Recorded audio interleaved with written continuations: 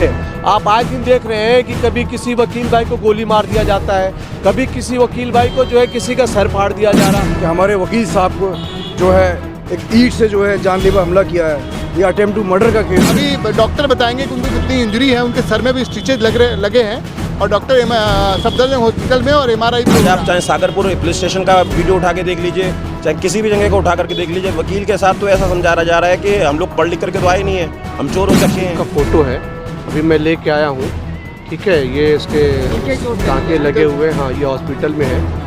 कि अगर वकीलों पे इस तरह कातिलाना हमला होता है तो ये कहाँ जाएंगे? आंदोलन आंदोलन आंदोलन, जब तक आंदोलन नहीं होगा अपने वकील भाइयों के लिए, तब तक अब कुछ नहीं होगा। अब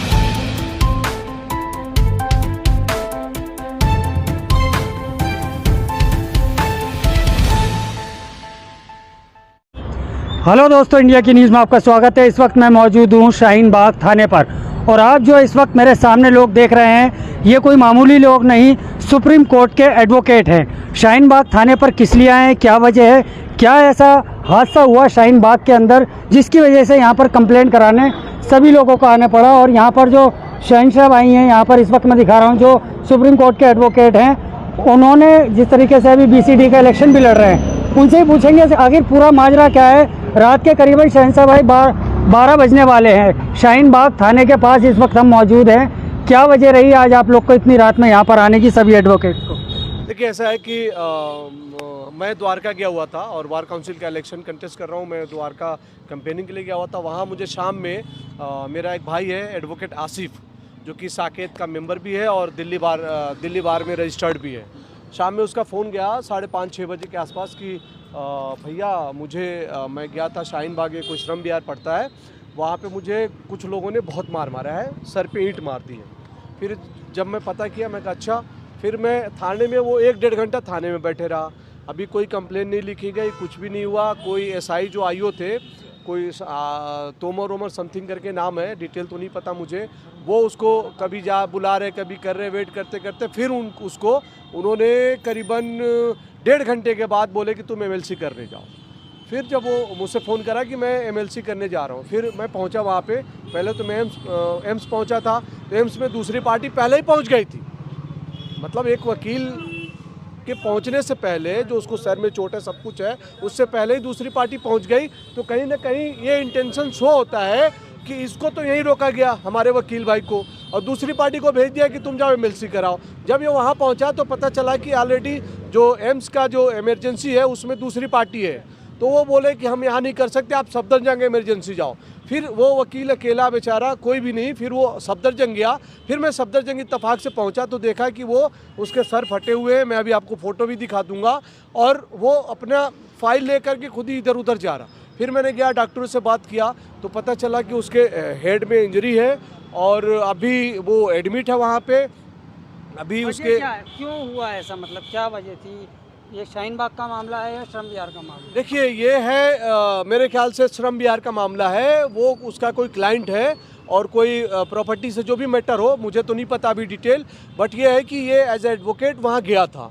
वहाँ पे जो लोग हैं सारे, जो पब्लिक है, पब्लिक में जो प्रॉपर्टी, जो भी अपोजिट पार्टी है जिनके खिलाफ ये केस लड़ रहा, वो 4-5 लोग एकदम एक राय होकर के इस पे अटैक करिए और इसके सर पे जो है ईंट वगैरह मारा। ये वहीं गिर गया, बेहोश हो गया। फिर वहाँ से कुछ लोग थे, उसको उठा करके जब लाए यहाँ पे, उसको होश आया थोड़ा बहुत देर में, फिर उसको यहाँ पे 1-1.5 घंटे रखा गया। ऐसा लग रहा जैसे आम पब्लिक हो। डबल ग्रेजुएट है, अलीगढ़ यूनिवर्सिटी से पढ़ा हुआ है, वहाँ से LLB BLLB कर रखा है, और उसके बाद भी जो है उसको यहाँ 1.5 घंटे बिठाया गया। कभी बाहर बोल रहे हैं, कभी अंदर बोल रहे हैं। कम से कम मेरा ये रिक्वेस्ट है पुलिस प्रशासन से, खास करके दिल्ली पुलिस कमिश्नर से, DCP से और SHO साहब से, अभी हम मिल करके भी आए हैं, और मैंने कहा है कि SHO साहब, मेरी एक रिक्वेस्ट है, एक अपील है कि हमारा भाई है, आप आए दिन देख रहे हैं कि कभी किसी वकील भाई को गोली मार दिया जाता है, कभी किसी वकील भाई को जो है किसी का सर फाड़ दिया जा रहा, कभी कहीं पे कोई, मतलब आए दिन वकीलों के साथ। वकील भी क्या जो है, जब वकील ही सेफ नहीं है तो आम जनता क्या सेफ? देखिए, ऐसा है कि इतना मैं ज़रूर कहूँगा कि जो हम लोग का एडवोकेट प्रोटेक्शन बिल है, वो कम से कम BCD को अब की बार जो भी BCD चुन के आए, और BCI जो भी हो, कम से कम BCD जो भी स्टेट की बार काउंसिल है, वो सब लोग बीसीआई से करे। और देखिए, अब जब तक आंदोलन नहीं होगा, आंदोलन आंदोलन आंदोलन, जब तक आंदोलन नहीं होगा अपने वकील भाइयों के लिए, तब तक अब कुछ नहीं होगा। अब जो है इस बीसीडी इलेक्शन के बाद एडवोकेट प्रोटेक्शन बिल तो लाना ही पड़ेगा, और उसके लिए सारे वकील जो भी जीत करके आएंगे, बार काउंसिल में मेंबर बन करके आएंगे। अब एक ही मकसद है कि किसी भी तरीके से एडवोकेट प्रोटेक्शन बिल तो पास होना ही चाहिए, क्योंकि आप देख रहे हैं कि अक्सर हर जगह वकील मारे जा रहे हैं। अभी आपने घटना देखा है, इलाहाबाद का घटना देखा, अभी 10-15 दिन पहले देखा है कि एक को गोली मार दिया गया, कचहरी में गया हुआ था। यहाँ अभी शाहीन बाग में ही एक कुछ साल पहले एक वकील साहब यहाँ सब्जी मंडी में थे, उनको सर मार के फाड़ दिया गया, सारे खुलेआम मारा गया।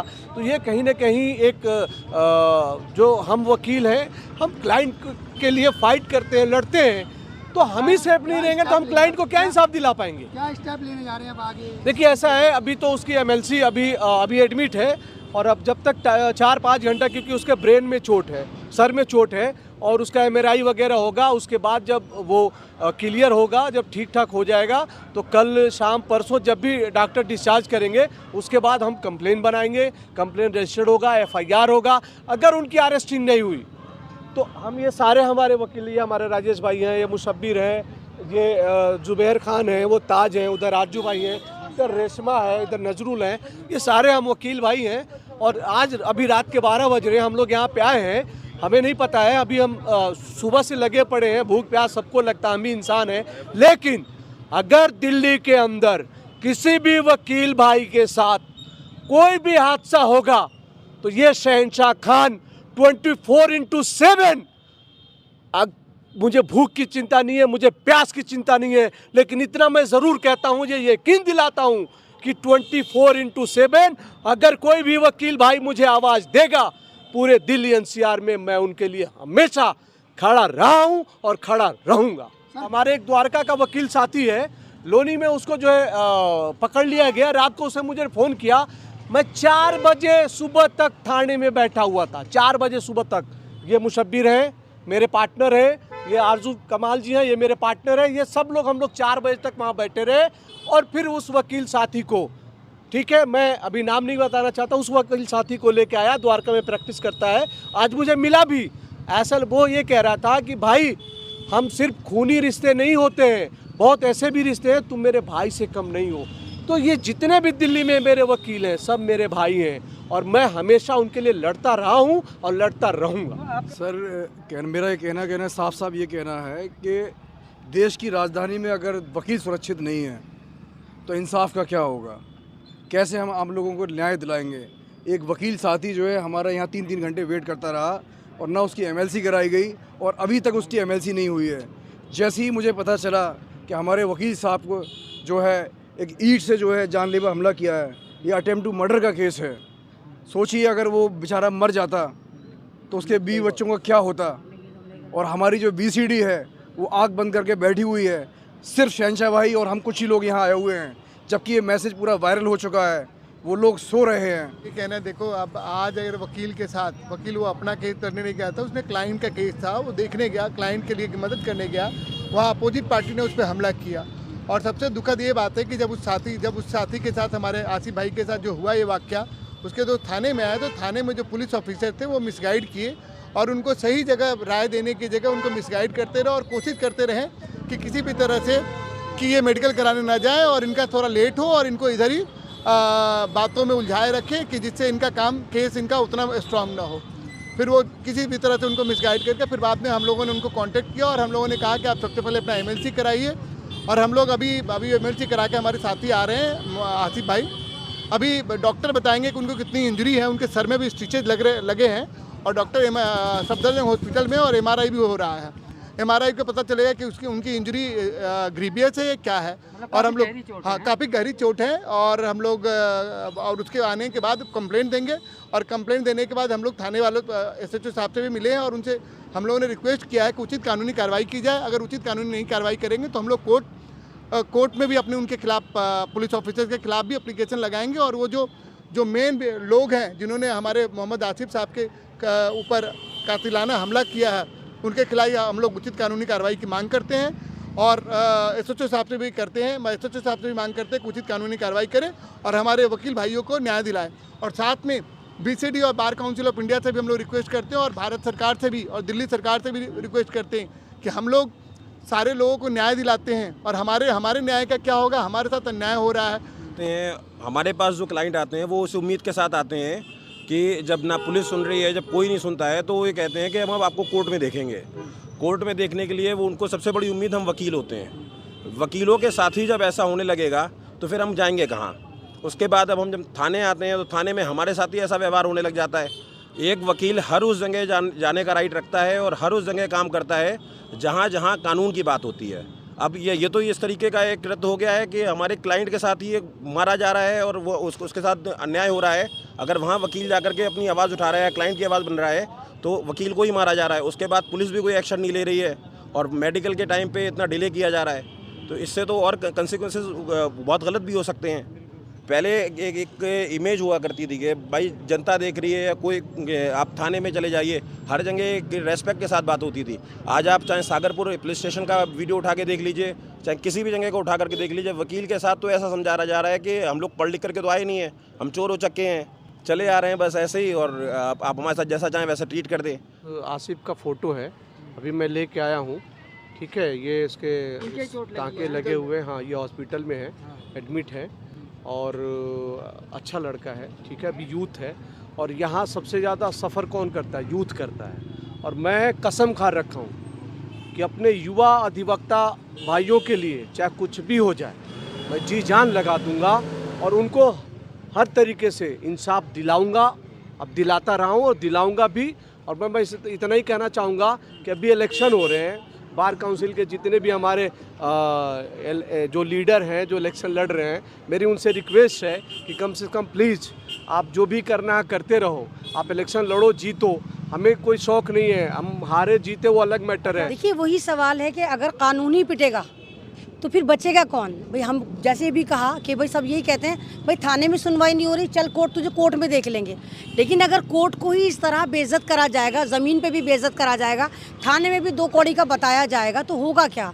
ये एडवोकेट शहंशाह हैं। बीसीडी लड़ने का मशवरा हम तमाम लोगों ने दिया कि शहंशाह भाई आप जैसा बंदा, आप जैसा ज़मीनी आदमी बीसीडी का मेंबर होना चाहिए, ताकि ये जो लड़ाई है, ये जो यूथ की लड़ाई, ये जो युवा वकील हैं जिनके लिए कोई भी अभी तक कोई प्रावधान है ही नहीं, जैसे ये पिट गए, मतलब कब तक पिटते रहेंगे? कोई यहाँ पिट रहा है, कोई वहाँ पिट रहा है, तो उसके लिए एडवोकेट शहंशाह जैसे लोगों को आगे आना चाहिए। और जैसे आपने भी देखा कि अभी मेरी एंटीसिपेटरी बेल जो हुई वो टीम शहंशाह के थ्रू हुई कि मेरे पर मीडिया ने ट्रायल चलाया 8 जनवरी, 9 जनवरी, 10 जनवरी, फेक ट्रायल चलाया कि मैं तुर्कमान गेट की मास्टरमाइंड थी। लेकिन जो वकील, जो पूरी टीम मेरे साथ आई, तो वो टीम शहंशाह थी जिन्होंने मुझे पूरा प्रोटेक्ट करा और पूरा इतनी तगड़ी लड़ाई लड़ने के बाद मुझे एंटीसिपेटरी बेल दिलाई। तो अच्छे वकील जो हैं, अगर वो अच्छे वकील समाज में पैदा हो रहे हैं या हैं, तो लेकिन जो वकील हैं जिनकी आवाज़ दूर तक नहीं जा रही, तो उनको कौन प्रोटेक्ट करेगा? मतलब ज़मीन पे कोई भी एमा टेमा पीट दे रहा है। भाई वकील हैं, ज़मीनी मामले में गए थे, श्रम विहार गए थे, दूसरी पार्टी ने कातिलाना हमला कर दिया और थाने में भी सुनवाई नहीं हो रही। तो इस तरह नहीं होना चाहिए कि काला कोट है, काले कोट की जो परेशानियाँ वो दूर होनी चाहिए। तो यूनिटी होती है कि अगर किसी वकील पे बात होती है तो जितने भी बाज़मीर वकील होते हैं जो इंसानियत की बात करते हैं वो एक हो जाते हैं। रात की इस पे सारी कम्युनिटी के लोग हैं, ना यहाँ पर कोई हिंदू खड़ा है ना कोई मुसलमान खड़ा है, यहाँ पे सिर्फ वकील खड़ा है, ठीक है। कोई कहीं से आया, कोई कहीं से आया है, तो ये सब आए उस आसिफ, एडवोकेट आसिफ को इंसाफ दिलाने कि एडवोकेट आसिफ जैसे ना मालूम कितने हैं जो थाने तक भी नहीं पहुंच पाते, जिनको लगता है कि उनके पास शायद वो एडवोकेट शहंशाह तक भी नहीं पहुंच पाते कि हमारी आवाज़ कौन उठाएगा। तो वकीलों के साथ इंसाफ होना चाहिए, ऐसी कमेटी बननी चाहिए कि जो वकीलों के हित की बात करे कि अगर वकीलों पे इस तरह कातिलाना हमला होता है तो ये कहाँ जाएंगे? जाहिर सी बात है बीसीडी की जो कमेटी है वो वकीलों के हित के लिए, वो हमारे हित के लिए नहीं है, आम जनता के हित के लिए नहीं, वो इन्हीं के हित के लिए कि अगर वकीलों पे कोई आँच आती है, वकीलों को किस तरह प्रोटेक्ट करा जाएगा, वकीलों का उत्थान किस तरह करा जाएगा, वकीलों की आवाज़ किस तरह उठाई जाएगी। इसीलिए बीसीडी के इलेक्शन होते हैं और बीसीडी में 25 मेंबरों को बनाया जाता है।